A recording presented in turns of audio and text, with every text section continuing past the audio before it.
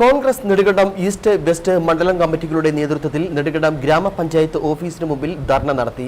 ആശാ വർക്കർമാർക്കും അംഗൻവാടി ജീവനക്കാർക്കും ഐക്യദാർഢ്യം പ്രഖ്യാപിച്ചുകൊണ്ട് നടത്തിയ ധർണ KPCC മീഡിയ വക്താവ് സേനാപതി വേണു ഉദ്ഘാടനം ചെയ്തു.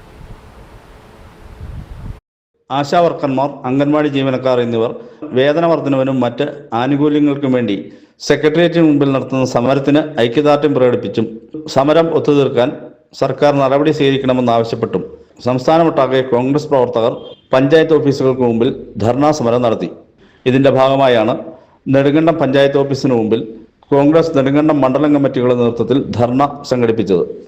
പഞ്ചായത്ത് ഓഫീസിന് മുമ്പിൽ നടന്ന പ്രതിഷേധ ധർണയിൽ കോൺഗ്രസ് നെടുങ്കണ്ടം വെസ്റ്റ് മണ്ഡലം കമ്മിറ്റി പ്രസിഡന്റ് രാജേഷ് അമ്പഴത്തനാൽ അധ്യക്ഷത വഹിച്ചു. ധർണാ സമരം KPCC മീഡിയ വക്താവ് സേനാപതി വേണു ഉദ്ഘാടനം ചെയ്തു. തൊഴിലാളി വർഗത്തിന്റെ പേര് പറഞ്ഞുകൊണ്ട് അധികാരത്തിൽ വന്ന ഒരു ഗവൺമെന്റാണ്. ഇവര് നാഴികയ്ക്ക് 40 വട്ടം ശബ്ദിക്കുന്നത് തൊഴിലാളിയെ കുറിച്ചാണ്.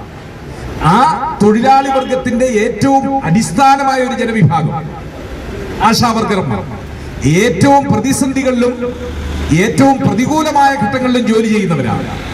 അവരാവശ്യപ്പെടുന്നത് ഞങ്ങൾക്ക് ഒരു ദിവസം ഒരു 500 രൂപ ശമ്പളം താ. ഇതാവശ്യപ്പെടുമ്പോൾ ആ തൊഴിലാളികളെ ആശാവർക്കർമാരെ ഇടതുപക്ഷക്കാരൻ പുച്ഛിക്കുന്നു.